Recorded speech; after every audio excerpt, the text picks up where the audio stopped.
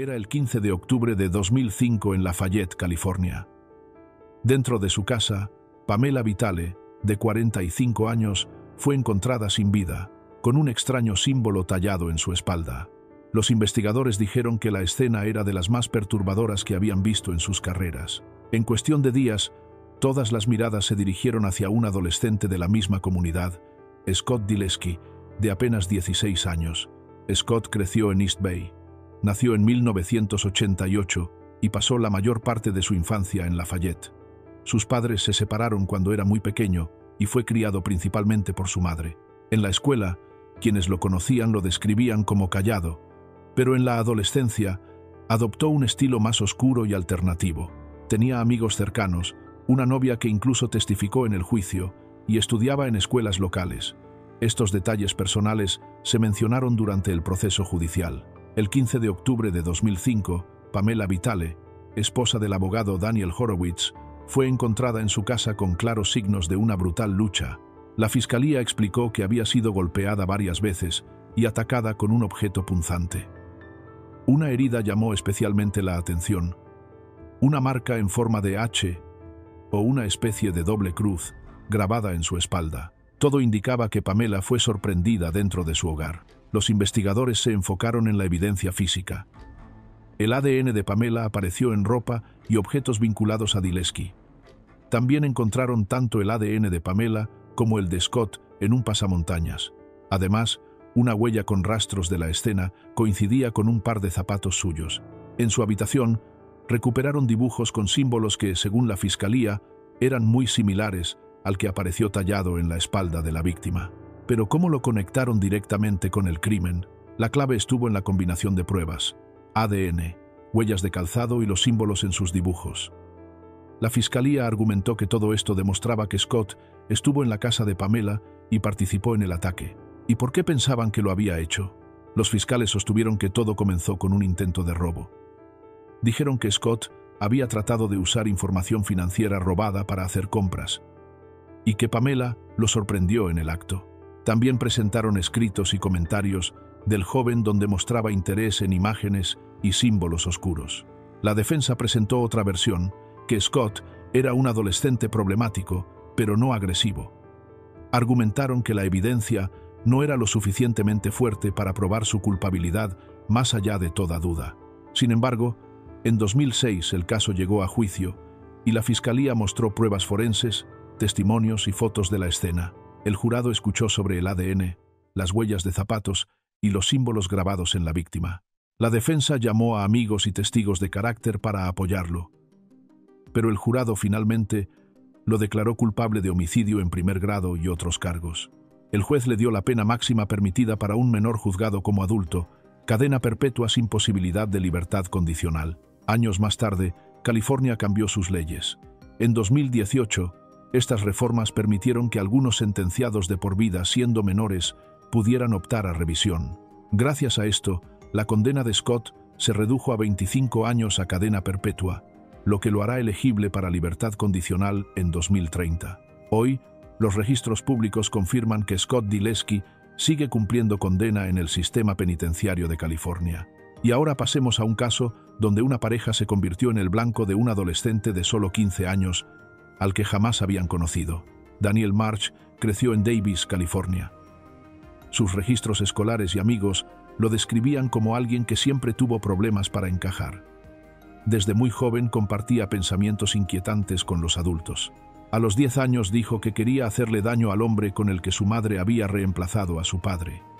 A los 11, le confesó a sus terapeutas que tenía sueños en los que lastimaba a personas. Pronto comenzaron las señales de alarma. Encendía pequeños fuegos, maltrataba a animales.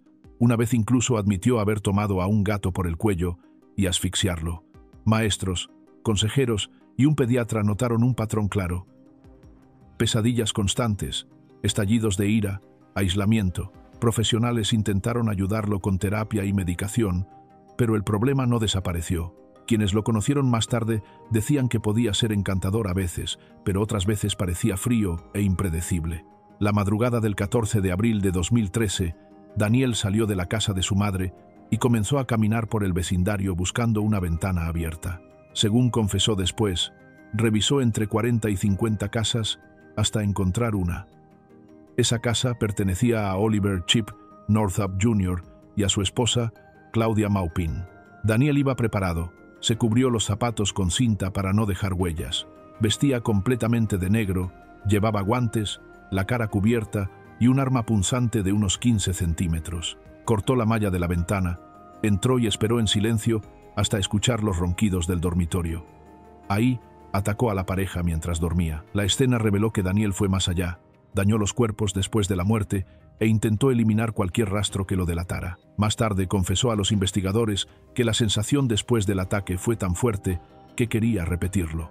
Pasaron 2 meses antes de que la policía lo tuviera en la mira.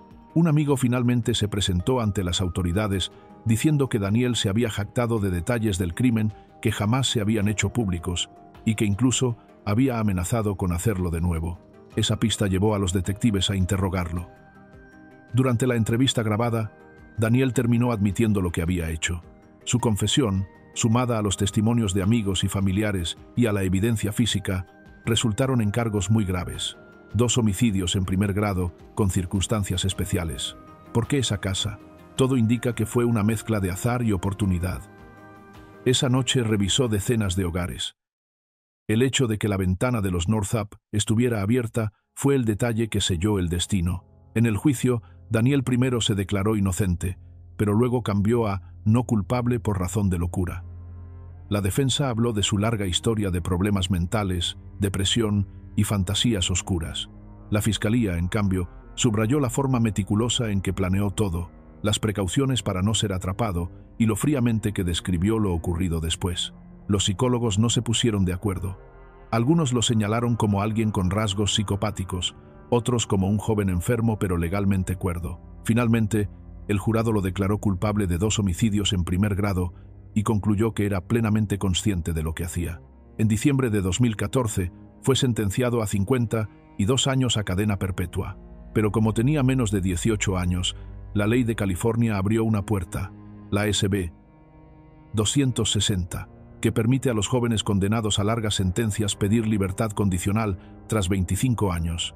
En su caso, eso significa que no podrá solicitar revisión hasta dentro de décadas. Su caso pasó por varias apelaciones y revisiones legales relacionadas con cómo se juzga a los menores en tribunales de adultos. Aún así, la condena quedó firme. Hoy, Daniel sigue cumpliendo su sentencia en una prisión estatal de California. Su elegibilidad para libertad condicional será revisada bajo las normas de jóvenes ofensores. ¿Fue considerado legalmente cuerdo? Sí. Tanto el jurado como los jueces posteriores concluyeron que lo era, y ese detalle fue clave para la condena y la severidad de la sentencia. Y ahora, pasemos a un caso estremecedor. El de una niña de 8 años que desapareció de su propio complejo de apartamentos y que días después fue encontrada en un contenedor de reciclaje. Adrian Jerry, A.J.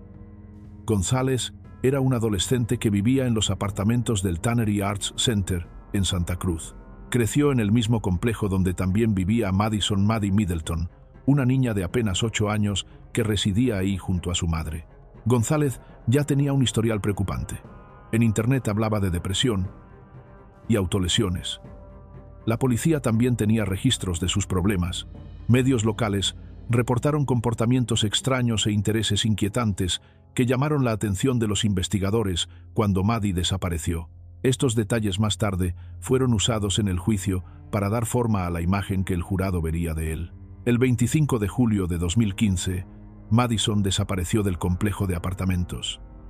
2 días después, su cuerpo fue encontrado dentro de un contenedor de reciclaje. La investigación rápidamente se centró en González, quien fue arrestado y grabado en entrevistas con la policía, grabaciones que luego se mostraron en la corte. Al principio negó haber hecho daño, pero después confesó. Les dijo a los detectives que la había sujetado por el cuello dentro de su apartamento. También admitió que escondió su patineta y su casco. En esa misma entrevista, reconoció que había tomado la decisión de llevarla a su apartamento por motivos personales. El informe médico reveló 2 hallazgos principales. Maddie había sufrido heridas de arma blanca y asfixia. Además, concluyeron que había sido abusada antes de morir. González enfrentó cargos de secuestro y otros relacionados. ¿Por qué ocurrió? Los investigadores hablaron de oportunidad e intención. Maddie era su vecina, una niña conocida en el complejo. González sabía quién era y conocía a su madre. Eso le permitió acercarse sin levantar sospechas. La intención quedó clara en sus propias palabras. Él mismo admitió que decidió llevarla a su apartamento ese día. Mostró remordimiento, no de la manera en que muchos esperaban. Los detectives lo describieron como frío y calmado durante el interrogatorio. Los fiscales dijeron que su tono sereno, incluso al relatar los hechos, demostraba falta de empatía y riesgo futuro. La defensa, por su parte, argumentó que había cambiado en custodia y estaba recibiendo atención en salud mental. En un principio fue acusado como adulto y admitió su culpa, pero en 2019 la ley de California cambió. Los menores de 14 y 15 años solo podían ser juzgados como adultos en circunstancias muy específicas. Gracias a esa reforma, su condena se resolvió en el sistema juvenil. En 2021 recibió la pena máxima juvenil, permanecer en custodia hasta cumplir 25 años. Si hubiera sido juzgado como adulto, pudo haber enfrentado cadena perpetua. Al acercarse su cumpleaños número 25, en 2025, se revisó su caso para decidir si podía ser liberado. La fiscalía mostró nuevamente la grabación original, donde explicaba cómo llevó a Maddie a su apartamento, cómo la sujetó del cuello y cómo escondió sus pertenencias. En audiencias de 2024 y 2025, González volvió a testificar. Incluso dijo que le ofreció helado a la niña para convencerla de entrar. Sus propias palabras en la corte, sumadas a la confesión grabada, se usaron como prueba del riesgo que todavía representaba. En 2025, un jurado del condado de Santa Cruz escuchó semanas de testimonios, vio el video del interrogatorio y escuchó a expertos sobre la posibilidad de reincidencia. La conclusión fue clara. González sigue siendo un peligro. Por eso, su liberación fue bloqueada y deberá permanecer en custodia al menos 2 años más. El siguiente caso es diferente, porque la adolescente involucrada explicó su acto con solo 5 palabras. Palabras que hasta hoy siguen persiguiendo a quienes las escucharon. Brenda Ann Spencer nació en 1962 en San Diego, California. Creció en un vecindario modesto junto a su padre, Wallace Spencer, y su hermano menor. Su vida en casa fue complicada. Su padre era emocionalmente distante y poco involucrado en su crianza. En Navidad, Wallace le regaló a Brenda un rifle semiautomático Ruger 10-22. Esto ocurrió a pesar de que expertos ya habían sugerido que la joven necesitaba tratamiento por depresión. El regalo reflejó una falta de responsabilidad y de comprensión sobre la delicada situación emocional de Brenda. En los meses previos al incidente, su comportamiento empeoró. Faltaba con frecuencia a la escuela, mostraba signos de profunda tristeza y al mismo tiempo desarrolló un fuerte interés por las armas de fuego. Sin apoyo familiar, Brenda se aisló cada vez más, y ese aislamiento terminó creando el escenario para una tragedia. La mañana del 29 de enero de 1979, Brenda tenía 16 años. Desde su casa, justo frente a la escuela primaria Grover Cleveland, comenzó a disparar el rifle que su padre le había regalado. Apuntó contra niños y adultos que esperaban a que se abrieran las puertas de la escuela. El tiroteo duró unos 20 minutos. En ese tiempo, disparó 36 balas. Ese día, 2 personas perdieron la vida, el director Burton Rugg y el conserje Mike Suchar. 8 niños y un oficial de policía resultaron heridos. El ataque terminó cuando la policía rodeó su casa. Brenda se atrincheró por varias horas antes de rendirse pacíficamente tras negociaciones. Cuando le preguntaron por qué lo había hecho, Brenda dio una respuesta perturbadora. «No me gustan los lunes. Esto le da vida al día». Sus palabras mostraron una desconexión con la gravedad de sus actos. Después se reveló que sufría problemas emocionales desde hacía tiempo, pero su frase también evidenció frialdad y un deseo de llamar la atención. Brenda fue juzgada como adulta.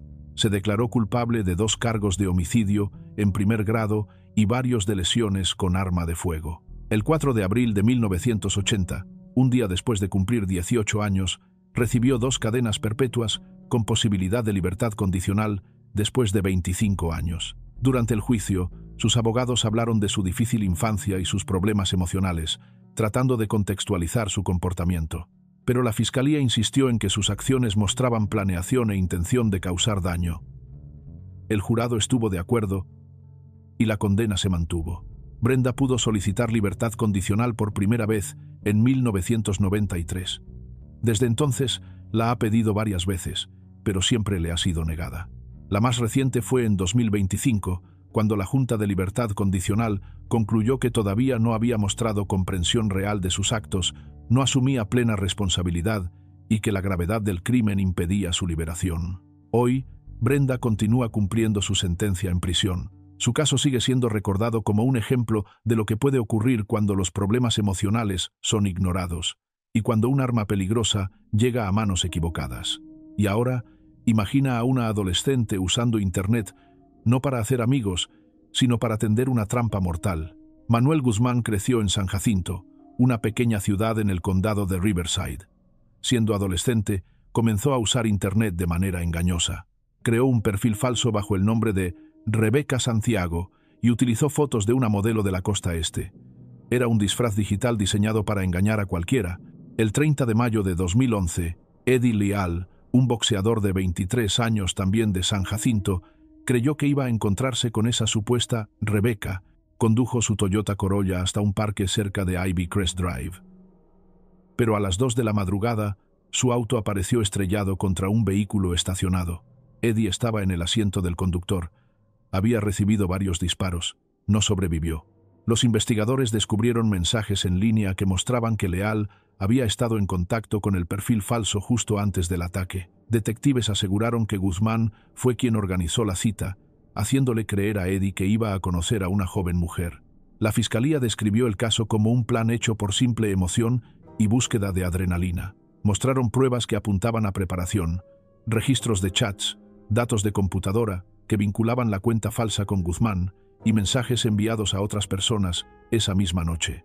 También resaltaron detalles inquietantes, como una contraseña de Facebook que contenía el número 187, código policial para homicidio, y un tatuaje que Guzmán se hizo días después, una pistola humeante. Todo esto fue presentado como prueba de que nada había sido al azar. Sin embargo, el arma nunca fue encontrada y la defensa se aferró a ese vacío para sembrar dudas. También señalaron la falta de huellas o ADN directo. La fiscalía insistió. Guzmán había creado el perfil para atraer desconocidos en encuentros nocturnos con la intención de hacerles daño. Presentaron un cronograma que mostraba que los chats ocurrieron minutos antes del tiroteo y que incluso trató de citar a otras personas la misma noche.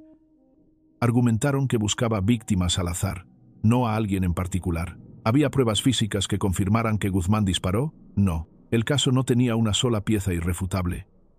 Todo se sostuvo en registros digitales, testimonios y patrones repetidos en las conversaciones. El arma nunca apareció. Aún así, para el jurado, el rastro digital y las pruebas circunstanciales fueron suficientes para un veredicto. Guzmán fue juzgado como adulto. En febrero de 2013, el jurado lo declaró culpable de homicidio en primer grado con premeditación. También confirmaron un agravante llamado lying in wait, que bajo la ley de California vuelve el crimen aún más grave. Como Guzmán tenía 17 años al momento de los hechos, no podía recibir la pena más dura, ya que la ley lo prohíbe para menores de 18. El 18 de octubre de 2013, el juez lo sentenció a cadena perpetua sin posibilidad de libertad condicional. Durante la audiencia, el juez declaró que era uno de los casos más crueles que había visto en su carrera. En el siguiente caso, los disparos sonaron afuera de un complejo de apartamentos y una chica de apenas 15 años pagó el precio. Y si encuentras importantes historias como esta, considera suscribirte. LeRon Jones creció en los vecindarios del East Bay de Oakland. Para finales de 2012 ya tenía antecedentes juveniles por un robo y ese historial contaba como un strike una vez que fue juzgado como adulto. Ese detalle tuvo un enorme impacto en el castigo que más tarde recibiría. El 30 de diciembre de 2012, poco después de las 3:40 de la tarde, un grupo de adolescentes y jóvenes estaba reunido frente a un complejo de apartamentos cerca de Lion Creek Crossings, en East Oakland. Entre ellos estaba Jubrille Jordan, una chica de 15 años que pasaba el rato con amigos y familiares, cuando de pronto comenzaron los disparos. 2 personas abrieron fuego contra el grupo. Los investigadores encontraron alrededor de 20 casquillos en la escena. Hubrille fue alcanzada en la cabeza y perdió la vida. Un chico de 14 años, que se creía era el verdadero objetivo, recibió un disparo en la pierna y sobrevivió. Según los fiscales, el tiroteo fue planeado como venganza. Los atacantes pensaban que ese chico de 14 años estaba relacionado con la muerte de su amigo, Hadari Askari, ocurrida meses antes. Lo que pretendía ser un ajuste de cuentas terminó convirtiéndose en una emboscada pública que le arrebató la vida a una inocente. Jones, junto a Vijay Bhushan y Marquis Thompson, fueron acusados por su participación. La fiscalía sostuvo que los tres habían planeado ir tras el adolescente, al que culpaban por la pérdida de su amigo. Esa tarde, llegaron al área en auto, vieron al grupo y dispararon sin piedad. Las pruebas incluían testimonios de testigos, casquillos de bala y otros elementos que los vinculaban con la escena. Los fiscales describieron el ataque como un plan de venganza que se desató en pleno espacio público. Una de las grandes preguntas fue si Jones disparó la bala que impactó a Hubrille. El jurado determinó que sí había disparado un arma durante el ataque, y aunque fueron muchos disparos de varios tiradores, el veredicto lo responsabilizó directamente por la muerte de la joven. El juicio se llevó a cabo en 2015. El jurado no tardó en llegar a un veredicto. Jones fue declarado culpable de homicidio en primer grado, intento de homicidio premeditado y varios cargos relacionados con armas. También confirmaron que había usado personalmente un arma de fuego. La sentencia fue durísima: 114 años a cadena perpetua. Esto incluía aumentos de pena y el doble de tiempo bajo las reglas de California, debido a su antecedente juvenil por robo. En la práctica, Jones fue enviado a prisión estatal con posibilidad de libertad condicional muy lejana. Las crónicas de la época describieron escenas cargadas de emoción en la corte. La familia de Hubrille habló del dolor por su pérdida y pidió que el caso no se tratara a la ligera. Pero la historia no terminó ahí. Cambios en la ley de California sobre cómo se juzga a los menores provocaron revisiones. Se ordenaron nuevas audiencias para personas que cometieron delitos siendo menores de 18. El caso de Jones volvió a analizarse. En 2023 y 2024, las Cortes del Condado de Alameda llevaron a cabo audiencias de transferencia. El resultado fue lo que llamaron una transferencia condicional. Eso significaba que Jones podía aceptar un nuevo acuerdo en la corte de adultos o que su caso se revisara bajo las reglas juveniles. Esto generó fuertes reacciones. La familia de Hubrille exigía justicia firme, mientras que grupos de reforma pedían reconsiderar su condena. ¿Y cuál es su situación actual?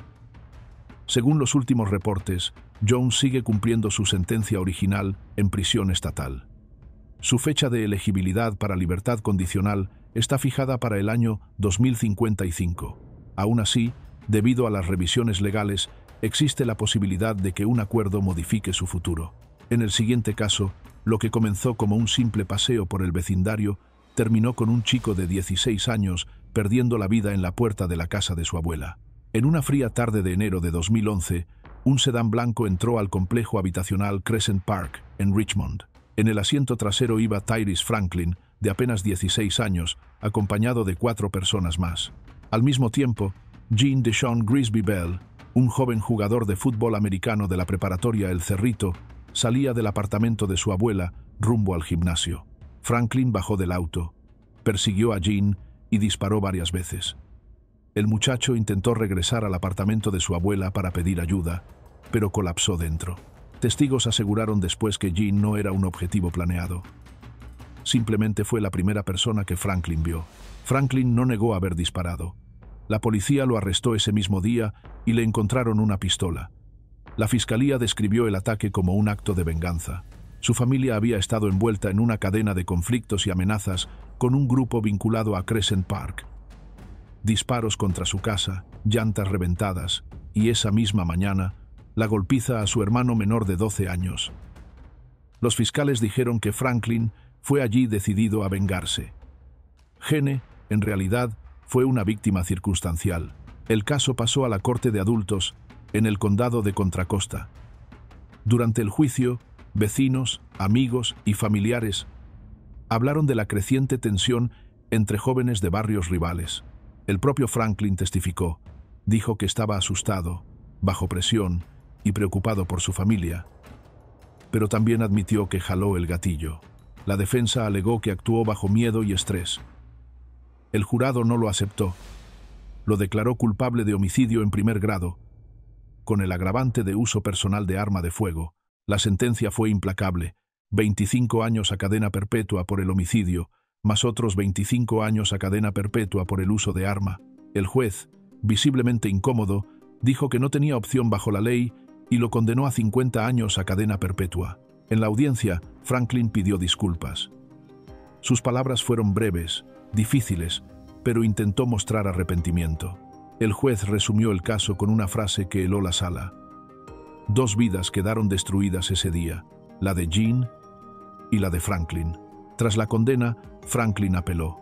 En 2012, la Corte Suprema de Estados Unidos dictó que las cadenas perpetuas obligatorias, sin libertad condicional para menores, eran inconstitucionales.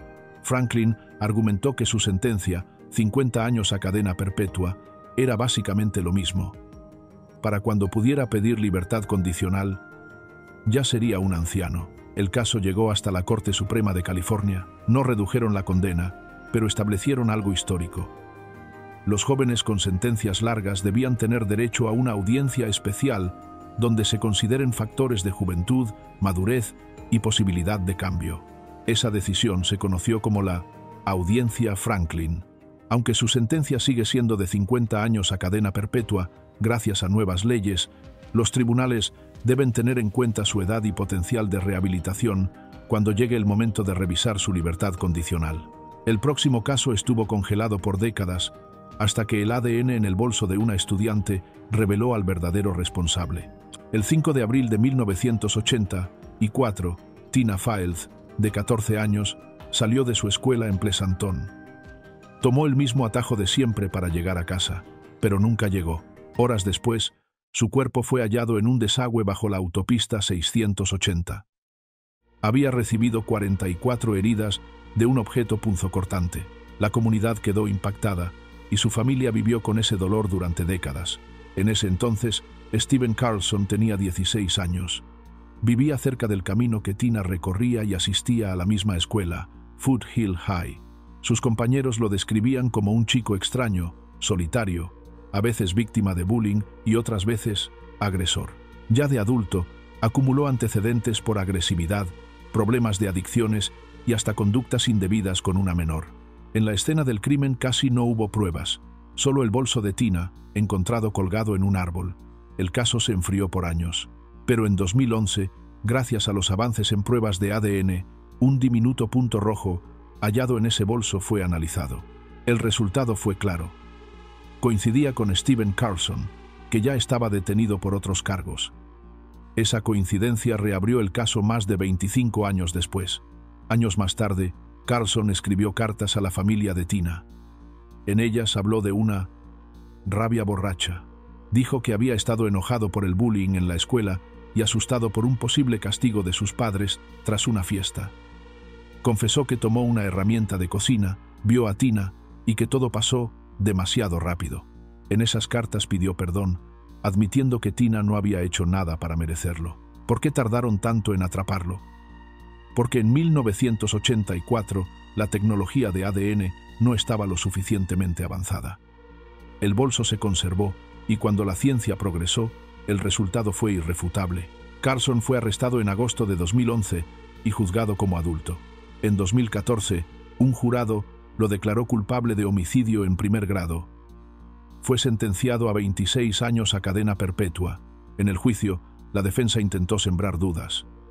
No había arma, ni huellas, ni testigos directos, solo ese rastro de ADN.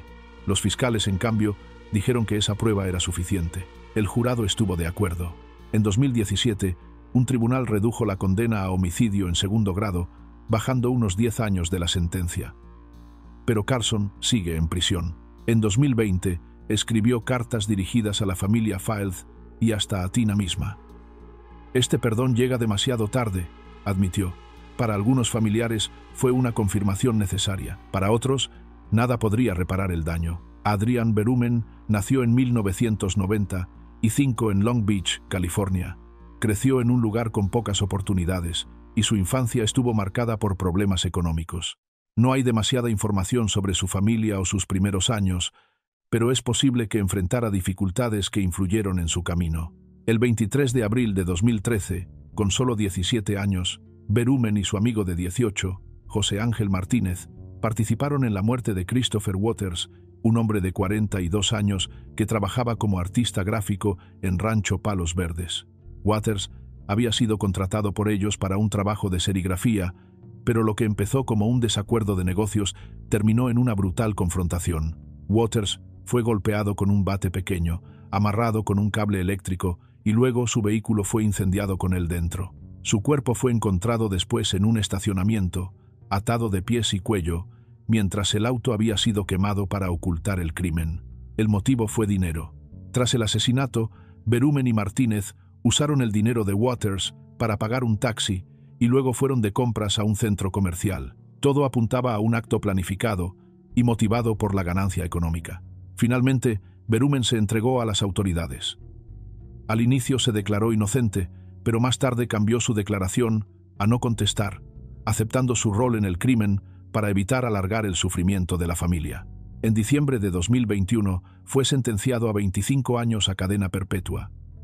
Durante la audiencia, pidió perdón a la familia de Waters, aunque algunos consideraron que no sonaba sincero. Ya en prisión, Berumen comenzó a participar en programas de rehabilitación, ayudando incluso a internos con enfermedades mentales en la cárcel Twin Towers de Los Ángeles. Estos esfuerzos fueron reconocidos por profesionales, mostrando un intento de cambiar su vida tras el crimen. En octubre de 2002, Adam Sarabia, de 16 años, fue arrestado en Santa Paula, California, por la muerte de sus vecinos John Ramírez, 59, y Joanne Watkins, 55.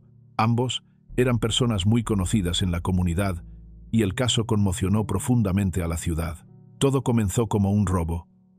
Sarabia quería el auto de la pareja, un Chevy Monte Carlo 2001 Special Edition.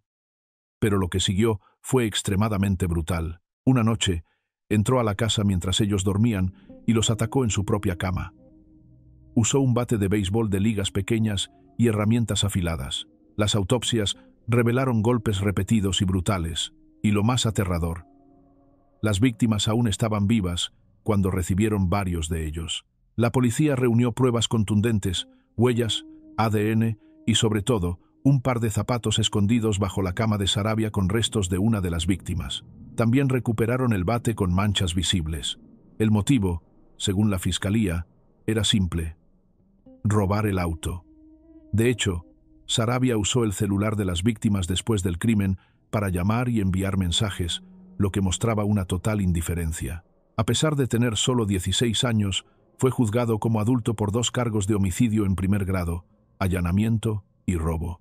En marzo de 2004, un jurado lo declaró culpable, y un juez del condado de Ventura lo sentenció a cadena perpetua sin posibilidad de libertad condicional. Las autoridades describieron el caso como algo incomprensible, no solo por la violencia, sino porque fue motivado por un simple robo de auto que terminó con 2 vidas inocentes perdidas para siempre. Eric Galen Menéndez nació en 1970 en Blackwood, Nueva Jersey. Sus padres eran José Menéndez, un inmigrante cubano que logró una exitosa carrera en la industria del entretenimiento, y Mary Louise Kitty Menéndez, quien había sido maestra antes de dedicarse a criar a Eric y a su hermano mayor, Lyle. En los años 80, la familia se mudó a California, estableciéndose en la exclusiva comunidad de Calabasas. Desde afuera, los Menéndez parecían tenerlo todo: dinero, éxito y prestigio. Pero dentro de la casa, las cosas eran muy distintas. La noche del 20 de agosto de 1989, Eric y Lyle acabaron con la vida de sus padres dentro de la sala de su mansión en Beverly Hills. Usaron escopetas calibre 12. José recibió 6 disparos, Kitty, 10. Al inicio, los hermanos dijeron que unos desconocidos habían irrumpido en la casa. Sin embargo, las sospechas aumentaron rápidamente. Días después, comenzaron a gastar enormes sumas de dinero en lujos, un auto deportivo, un reloj Rolex, y hasta contrataron a un técnico en computación para borrar el testamento recién actualizado de su padre.